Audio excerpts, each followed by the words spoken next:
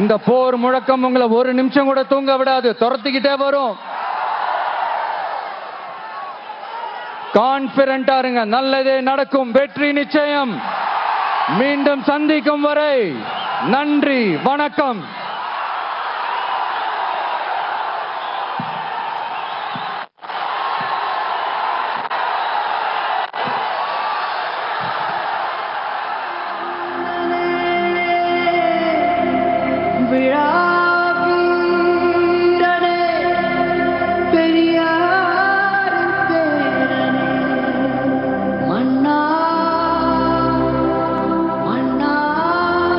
எல்லாரும் எப்படி இருக்கீங்க? சாப்பிட்டீங்களா?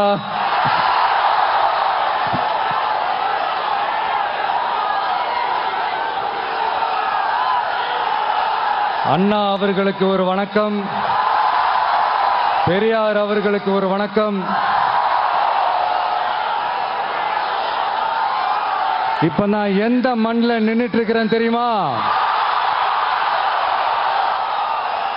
நாகூர் ஆண்டவர் அன்போட,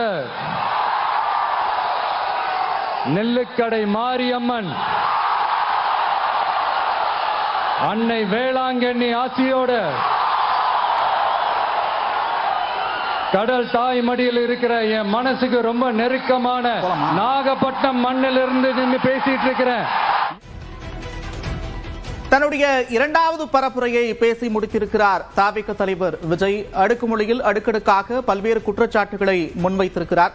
இது தொடர்பான கருத்துக்களை பகிர்ந்து கொள்வதற்காக மூத்த பத்திரிகையாளர் திரு ஷாம் இணைக்கிறார். சார் வணக்கம். வணக்கம். விஜயனுடைய இரண்டாவது பிரச்சார பேச்சை பார்த்திருப்பீங்க. பல்வேறு குற்றச்சாட்டுகளை முன்வச்சு பேசி இருக்கிறாரு. என்னுடைய மக்களை, என்னுடைய சொந்தத்தை பார்க்க தடை போடுவீங்களா அப்படி?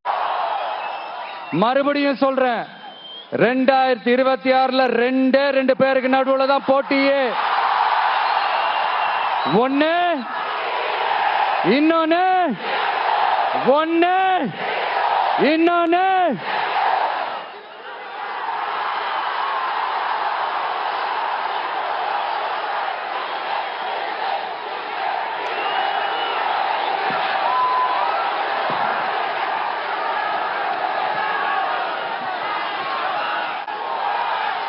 இந்த பூச்சாண்டி வேலையெல்லாம் காட்டுறதை விட்டுட்டு தில்லா கெத்தா நேர்மையா எலெக்ஷனை சந்திக்க வாங்க சார். பார்த்துடலாம் சார்.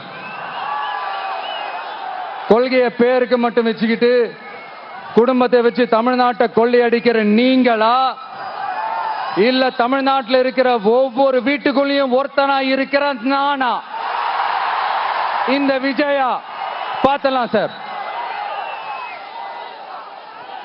இனிமேலும் இந்த தடைகள்லாம் போட்டீங்கன்னா நான் நேரடியா மக்கள்கிட்டயே பர்மிஷன் கேட்டுருவேன். மக்களே நீங்க சொல்லுங்க, நான் உங்களை பார்க்க வரக்கூடாதா? நான் உங்களோட பேசக்கூடாதா? உங்க குறைகளை நான் கேட்க கூடாதா? உங்களுக்காக நான் குரல் கொடுக்க கூடாதா? இப்படி நமக்கு தடையா போடுறாங்களே, இந்த திமுக அரசு மறுபடியும் ஆட்சிக்கு வரணுமா?